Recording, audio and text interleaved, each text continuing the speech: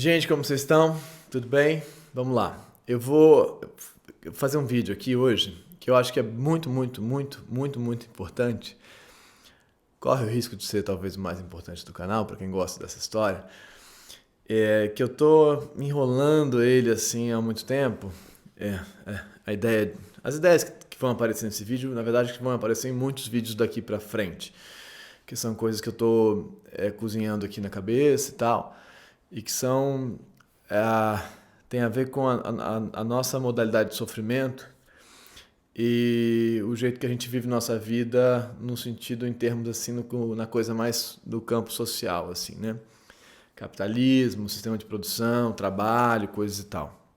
Eu falo muito sobre isso, já falei, talvez devesse falar mais.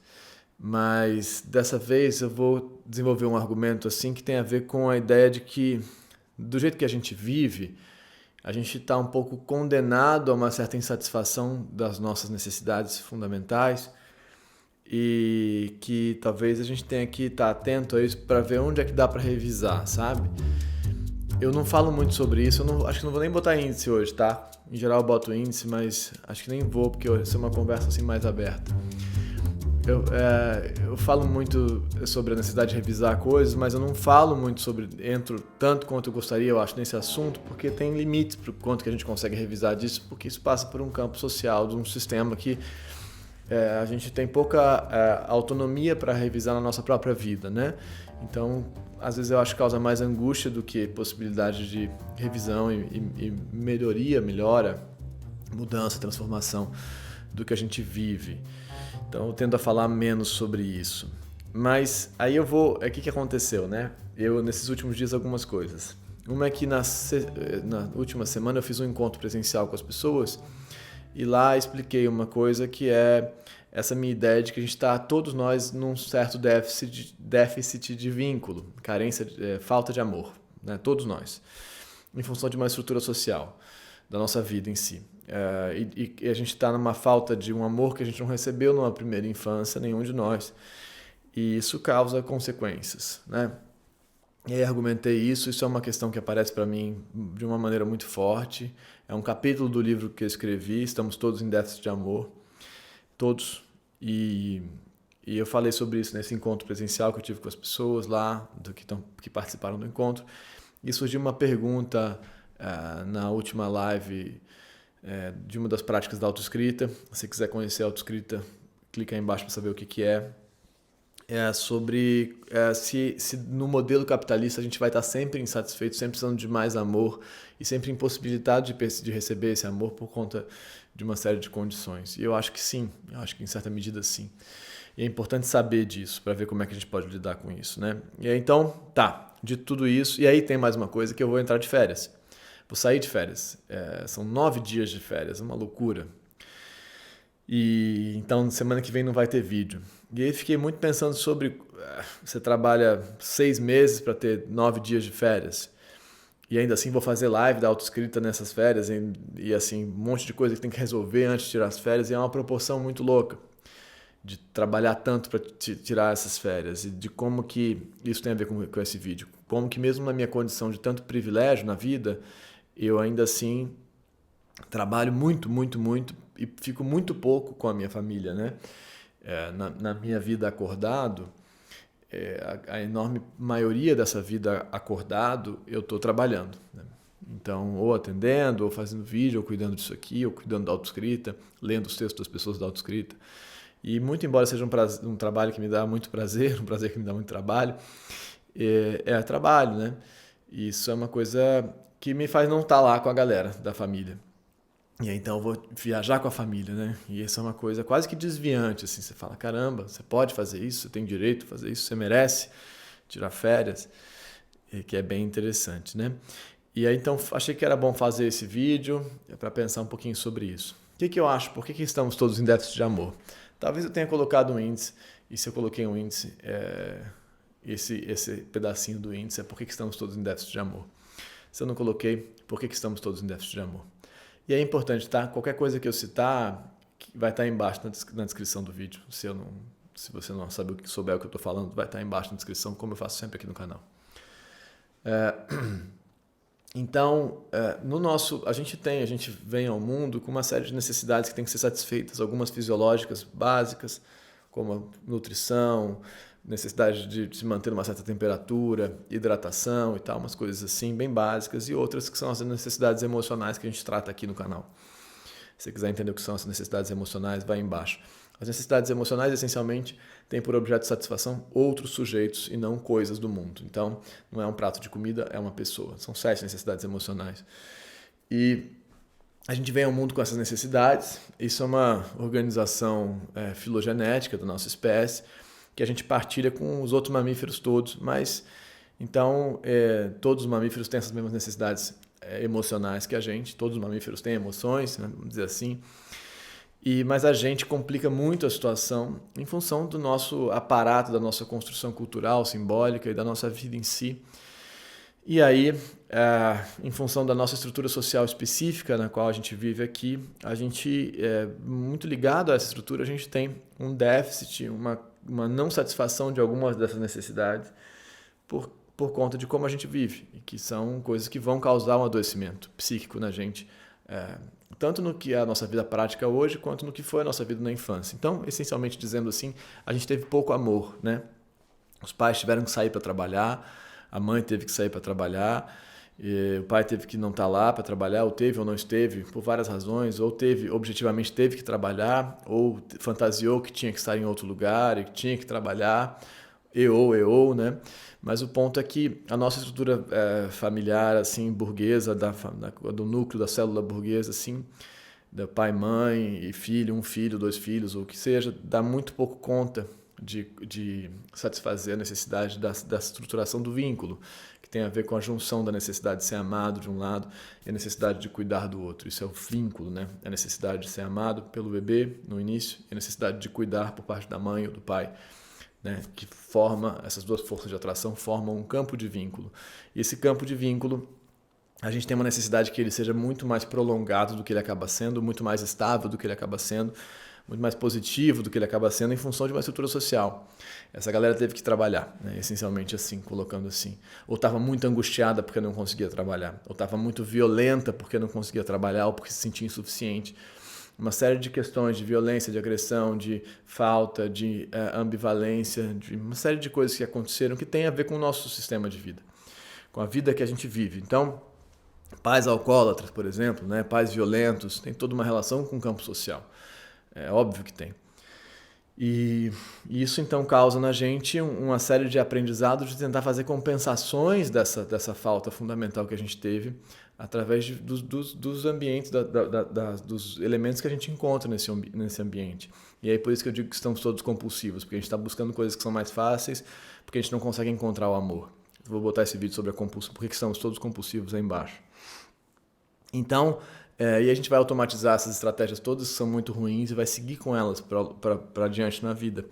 E uma dessas articulações muito ruim, muito danosa para a gente é a articulação entre a necessidade de ser amado e a dominância, que eu falo, necessidade de dominância, né, que é muito importante para esse nosso sistema aqui capitalista e tal. E essa articulação propõe o seguinte, que se eu for melhor eu vou ser amado, ou se eu não fosse pior eu seria amado, né? Então, se eu fosse melhor do que eu sou, eu seria amado, ou se eu não fosse ruim como eu sou, frágil, débil, estúpido, fraco, gordo, magro, baixo, pobre, burro, o que quer que seja, eu seria amado. Então, de um lado, a inadequação, de outro lado, o ideal do eu, que são dois lados dessa mesma moeda, né? A gente tinha, numa virada inicial do capitalismo, a figura do superego, né, do supereu, que é assim, você tem que ser assim, né, tá? Que é uma outra montagem disso, um pouquinho diferente, que lá onde surgiu a psicanálise estava aí essa coisa ainda tem, mas agora acho que a gente tem uma tonalidade mais ligada a essas duas figuras, ideal do eu, quem eu deveria ser para ser amado, e a inadequação, que é o que eu não deveria ter, né, para ser amado, como eu precisaria ser. E essas montagens são o que a gente chama de idealização mesmo, né? Então, se eu for assim, muito assim, eu vou finalmente ser amado. E a idealização é uma saída, uma aglutinação da fantasia. A fantasia é essa resposta infantil para uma satisfação que não vem, né, que não tem. E aí você monta essa fantasia. Então, quando eu tirar 10 nessa prova, quando eu for o melhor aluno e tal, você vai fantasiando essas fantasias ideais. Ou então, se eu não for assim, eu vou ser abandonado, largado, deixado de lado, que são as fantasias negativas, como a gente fala na autoescrita. Então, essas fantasias muito aglutinadas vão gerando um campo de idealização, como diz o Freud lá na introdução ao narcisismo, está embaixo do texto se você quiser olhar, e dessa constituição desse ideal do eu, que então é uma articulação entre dominância e necessidade de ser amado. Quando eu for maior, quando eu for o melhor dizendo, quando eu for o melhor, eu vou ser finalmente amado como deveria ser, e não pude ser porque não deu, porque essa galera estava sem condição de me amar lá, sem condição objetiva e psíquica também, porque estava se sentindo insuficiente. O que é a mesma coisa que a gente sente aqui, eu como pai também, que sinto que tenho que trabalhar mais e fazer mais e produzir mais e conseguir mais para representar um ideal de uma coisa, de um cara que eu deveria ser no mundo, e acaba me deixando, tanto objetivamente quanto psiquicamente, menos com meu filho, com os meus filhos, com os dois agora, né? Então, essa articulação empurra a gente para um campo de compulsão, né? Porque a gente busca, através da dominância, algo que não vem, seria mais difícil de encontrar, que é o amor. E a gente não consegue, né? E o capitalismo funciona nessa base aqui, nessa coisa. Então, a base da comparação. A articulação básica da dominância acontece através da comparação. A gente compara, né? Bebezinhos já comparam, é natural que seja assim. A gente compara e valora, o maior é melhor, né? Também é assim que funciona, não é que está certo ou está errado. Mas aí o capitalismo se utiliza disso para produzir lucro, né? Para produzir trabalho, produção, fazer o sujeito trabalhar mais, para ele chegar a algum lugar, para ele ser alguém, para ele bater a meta, para ele subir de cargo, para ele aumentar status, e sei lá, o que quer que seja, comprar alguma coisa. E aí o consumo também gira em torno disso aí, né? Dessa lógica de comparação que está fundada nessa noção ideal do eu. Então, Então é como se o capitalismo cooptasse, puxasse essa coisa aí da gente, que se junta à nossa necessidade de buscar, a nossa capacidade de produção, né? De movimento, de criação, de força, de potência nesse sentido. Potência vira produção. Isso é muito doido, mas é assim que funciona. E aí a gente se vê preso nessa rodinha de hamster, nessa coisa, e isso por definição, isso não tem fim. Isso é que é interessante de compreender. Por definição, você nunca vai ser amado como você gostaria de ser nessa montagem. Esse amor incondicional, ele não vai vir. Ele não pode vir. Você vai achar um amor possível, mas não o incondicional, que se monta na fantasia do sucesso, na fantasia do amor romântico. Não vai vir, né? E por definição a dominância não tem fim. Isso é uma coisa muito interessante de perceber e que as nossas máquinas de funcionamento tecnológicos se aproveitam disso sem a gente perceber em geral. A dominância não tem fim. Então sempre que você se compara com alguém e quer ser melhor que alguém e trabalha para ser melhor que alguém, e você talvez consiga ou talvez não consiga, então, se você não consegue, você está derrotado. Se você consegue, você alterou o seu status e aí você passa a se comparar com uma outra pessoa, né? Então você teve um retorno de prazer, uma descarga serotoninérgica ali rápida, que é a serotonina que vai operar isso em geral. Então você tem ali consegui, orgulho, potência, vitória, mas muito rapidamente você já se deslocou de lugar porque você venceu. E aí você está pressionado a vencer de novo e mais e ganhar do próximo que está acima, né? Porque é sempre uma escada que também não tem fim. Então, nesse sentido, a dominância ela é uma ferramenta de comparação sempre perversa, né? Porque você sempre vai ter alguém abaixo te pressionando e alguém acima que você deveria ser melhor que este outro agora, porque você já não é mais aquele que você era quando você começou a comparar um pouquinho antes. Então, você se alterou de lugar. Se você conseguir, né? Se você está sempre perdendo, você está sendo empurrado para baixo. Não é que você ficou no mesmo lugar. Dominância também nunca para, então você nunca fica no mesmo lugar. Ou você está sendo empurrado para baixo, ou você está subindo, tem que subir mais, tem que ter mais lucro, mais produção, melhorar o status da carreira, ou sei lá o quê, né? Passar de estagiário para júnior, para sênior, para sócio, para sei lá o quê, e assim vai indo, né? Isso não tem fim, né? Isso nunca vai ter fim. Porque isso nunca vai chegar ao amor que era o objetivo inicial, né? Então, que é quando eu for assim eu vou ser amado. Então não vai chegar, não tem uma correspondência entre essas duas coisas, não tem nenhuma relação entre essas duas coisas na verdade. Mas a dominância em si não tem fim. Então é bem interessante de pensar que uma saída que a gente teria para isso é uma saída que a gente não consegue dar, que é a saída que o Panksepp, que é o cara que criou a neurociência afetiva, propôs lá atrás, inclusive propôs assim, ele não fala de dominância, ele fala do play, do brincar, que é a alternância de posição entre quem está em cima e quem está embaixo. Esse é o play do Panksepp, é o brincar do Panksepp, né? É a alternância de posição respeitando uma regra de 60-40. Então, o dominante só pode ganhar 60% das vezes e o dominado só pode perder 40% das vezes. Se isso começa a se radicalizar, o dominante ou perde a graça de brincar, porque ele ganha sempre, ou o dominado, o menor, para de brincar porque ele perde sempre. Então, para que a brincadeira continue na nossa vida, para que a gente queira continuar estando no lugar que a gente está, na relação que a gente está, a gente tem que poder ganhar de vez em quando, então você tem que ter uma alternância e isso garante de alguma forma um fluxo, né? Um movimento no campo relacional.